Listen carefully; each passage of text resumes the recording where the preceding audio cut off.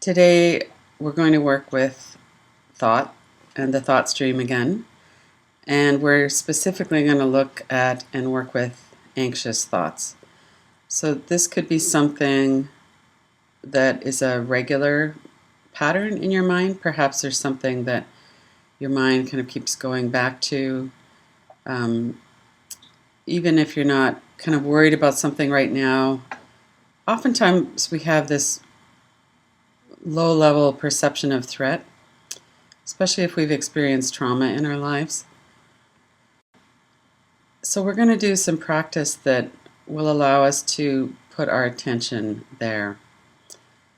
Another pattern that often comes up for people is getting lost in a train of future thought. So we might do something like, well, what would happen if this happens? Or, I'm feeling this pain right now in my body, or I'm feeling grief right now, or whatever it is that might be coming up for people. And what would happen if that never got better? And so we can often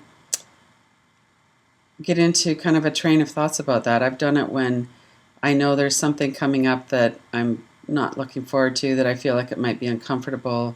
I'm not sure I can handle it.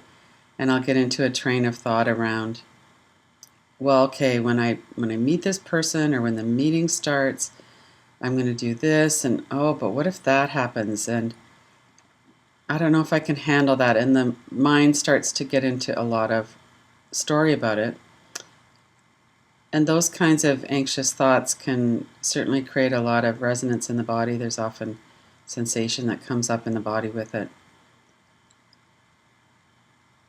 One of the ways that we can work with these anxious thought streams, these loops of fear and anxiety, is to be really attentive to the fact that there's a loop of anxiety or a thought stream or anxiety here.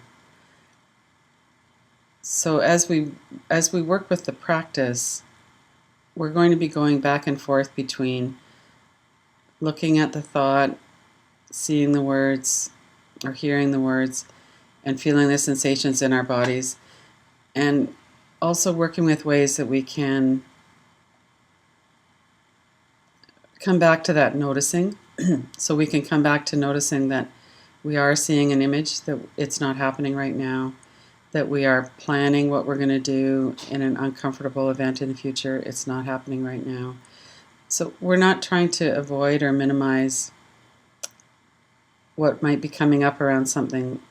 We're looking at it as a way of, how can I notice or pay attention or be mindful of this pattern that's occurring right now.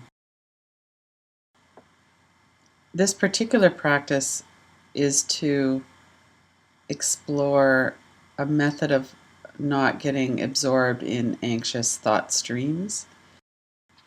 When we're doing a practice of living inquiries of, for instance, say anxiety inquiry, we would be looking at the words, listening to them, seeing them in our mind's eye. We would be looking at images, and we would be doing some of the same things with images that we will be doing in this practice. And we would also be going into sensation in the body. And when we go into sensation in the body, we would be looking for the threat there, doing the inquiry on that as well. In this particular practice, all we're working with is the thought stream. This isn't a living inquiries practice. This is a practice of observing the thought stream. So when we're doing this practice, it can help us to break the trance of the thought stream. It's a mindfulness practice of noticing what's going on as this thought stream is coming up. This particular practice is really just to notice the thought stream and to notice how it is that we can work with a thought stream that contains fear or anxiety. As always, when we begin a natural rest or a living inquiries practice, we start with noticing where we are. Notice the body, the space that the body is occupying. Notice the surroundings, the support from your surroundings, if you're standing on earth or sitting in a chair or lying down. Let your environment support your body.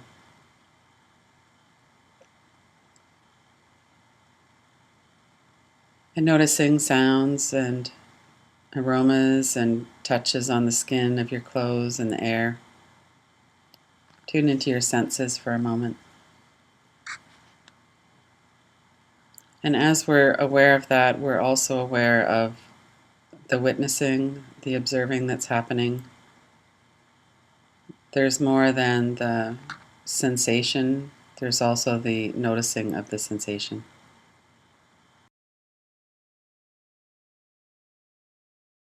And whenever content becomes overwhelming or it hooks us in, or we feel like we're just being carried away, especially by a stream of anxiety or fear, it's always helpful to remember to touch back into the body, notice the breath, notice your feet on the floor or on the ground, and open your eyes. Opening your eyes is always an option.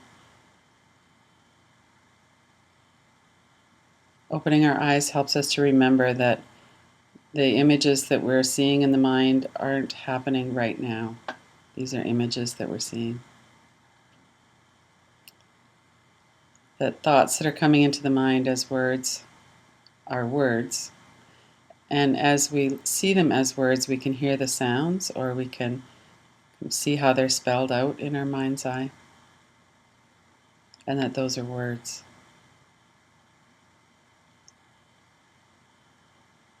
So as we notice the whole body from head to toes, notice what the environment in the body is right at the moment. There could be a little bit of a stirred up feeling in the mind or in the body just because we're talking about anxiety and fear. That's where our attention is going at the moment. Pay particular attention to your forehead and your eyebrows. And as you relax your forehead and eyebrows, notice if your experience of anxiety shifts or changes in any way, if it stays the same.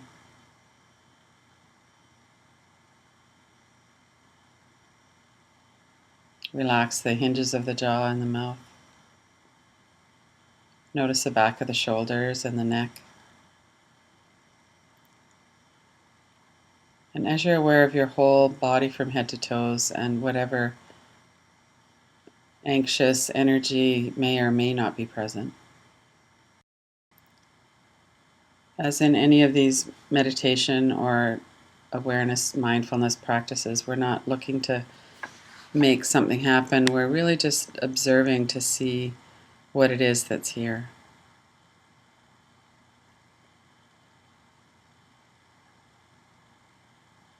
And then notice if there are thoughts, either words or images, that you're becoming aware of as you're paying attention, looking to see if there's some anxiety or fear present.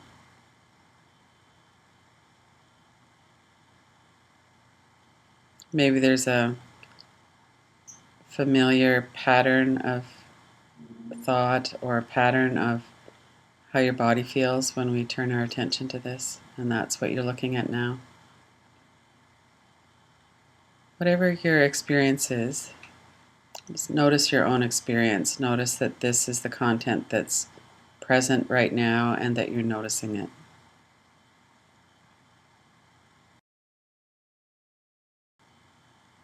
And oftentimes there's an image or a video clip. Sometimes it's a still picture of somebody's angry face, for instance, or it might be a video clip of them yelling at us. It might be some other experience that we had when we were afraid.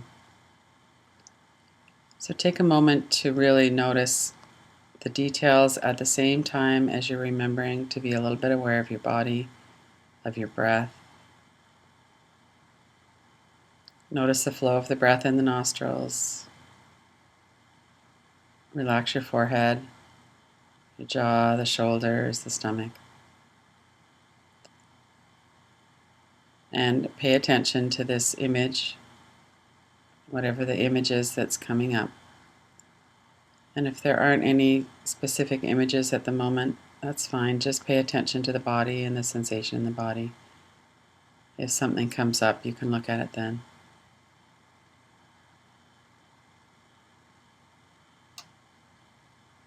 So in this way of looking at thought, we're looking at words and images. One might be more prevalent or noticeable than the other.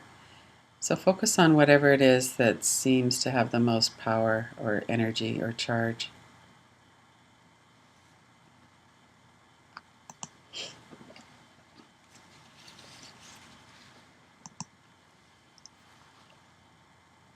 As you're looking at that picture, notice that it's made up of shapes and light and color. That when I look at an image, my mind makes a certain meaning about it. And if someone else was to look at the same image, their mind would make a different meaning of it. For instance, if I bring up a picture of somebody I know that you don't know, we might have somewhat similar response, but I would also have another layer of response based on my experience with that person, my memories.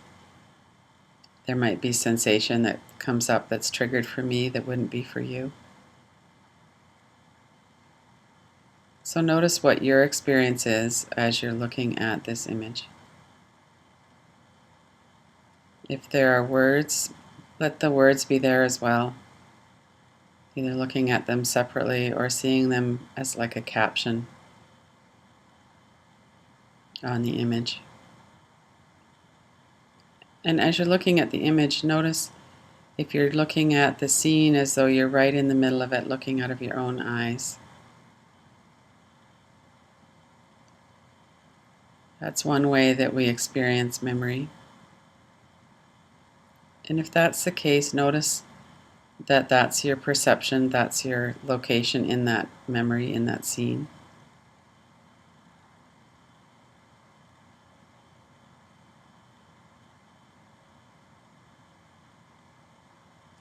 It tends to feel more real when we're seeing from that perspective. So notice that as well. Notice if it feels like a threat or if there feels like there's some danger. Is there any way that image, that arrangement of colors and shapes could put you in immediate danger? There's no right or wrong answer. We have a response in our body when we feel there's a threat on that image.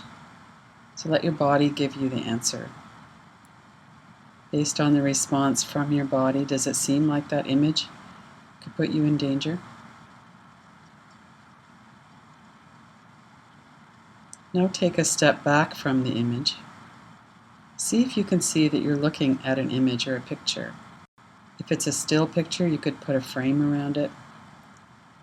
If it's a video clip, you could see it like it's on a screen. Notice what's on the outside edges of the screen. There's space between you and the screen. There's space all around the screen. And notice again that you're looking at an image. You're looking at a mental image. If it seems like there's a compelling energy on the picture, open your eyes and put the picture on a wall. Moving it a little bit away onto a wall or some space in front of you with the eyes open also changes our experience of that picture. As you're looking at the picture on the wall, continue to notice your body, your breath, your forehead, shoulders, stomach, remembering that you're looking at a picture or an image. Image is a collection of colors and shapes, light and dark. And as you're looking at that picture with your eyes open, what does it feel like now? Does it feel like that image could hurt you? Notice again your response in your body. Close your eyes now and notice what's happening in your body. Look again at that mental image. Notice if there's any sense of threat or concern as you're looking at that image, or if you're noticing words, hearing those sounds, or looking at the font, the shapes, the sizes of the words. If there is a response in your body, that's fine. We're not looking for a certain result. We're looking to see what comes up. If we have Velcro, if there are associations with it, it will feel like there's a charge. Continue to notice that there's space around it.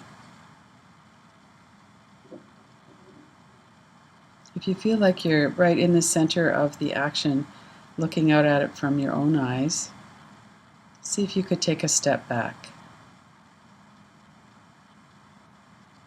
so that you can see yourself in the image.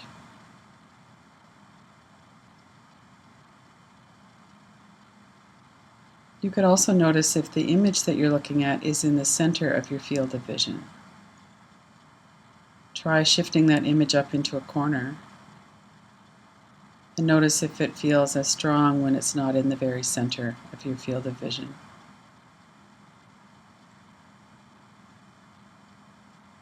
And always touching back into this, witnessing the space in which this is arising, the sensation and the energy in your body. Sometimes when an anxious thought comes in, we get quite absorbed in it for a while. As soon as you notice that that's happening, take a look at the thought stream again. Notice that you're looking at an image, you're feeling energy, that there's a charge on it, you're having a response in your body. Remember to touch back into awareness of the body, relax your forehead, jaw, your shoulders, all along the back, your stomach. Notice your breath.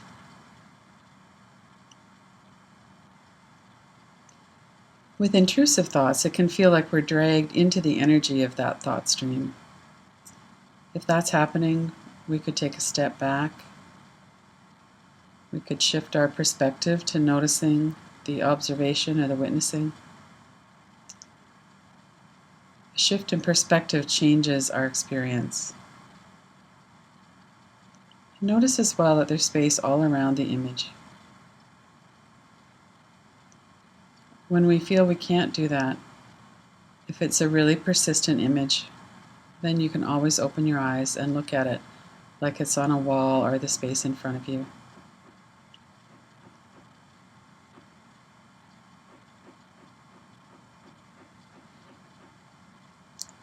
Sometimes I notice a train of thought and remind myself that this is a thought stream with fear and anxiety in it, and there's no point in letting myself go down that road. There's a fine balance between suppressing and not suppressing. We don't want to suppress our thoughts. With anxiety and fear thoughts, we also don't want to let ourselves be carried away into a loop of fear and anxiety that just escalates.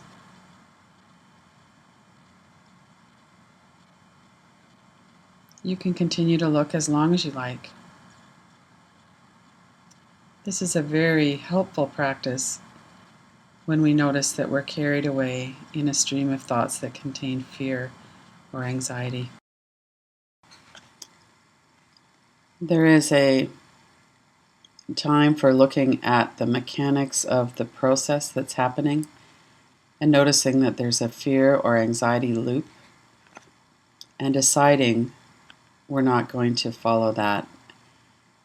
We can get into quite a vicious cycle of that if we just let it go and keep on focusing on the fear thoughts. We get more arousal in the body, we get more hooked into the thought stream, and then we can take this step back. We can look at it and go, wow, there's a thought coming in. I can feel the activation that it causes. There's words with it, images. I've been down this road before. I know that when I follow that and really get into catastrophic thinking and go in that direction, that there's no good that comes of that. So as soon as I notice, the moment I notice that it's happening, I can pull back. I can get some perspective on the thought as a thought. I can reconnect with my body, my breath. Notice that this is content of a certain type that's arising in the space of my body. And see if I can let all that be in a space of kindness and compassion. There's nothing wrong with me that I have that pattern. There's a pattern here that arose for a reason. Sometimes these patterns have a lot of momentum and a lot of power to pull us right in. And we're also noticing here's a pattern that's creating suffering. And can I touch back into the space in which it's arising?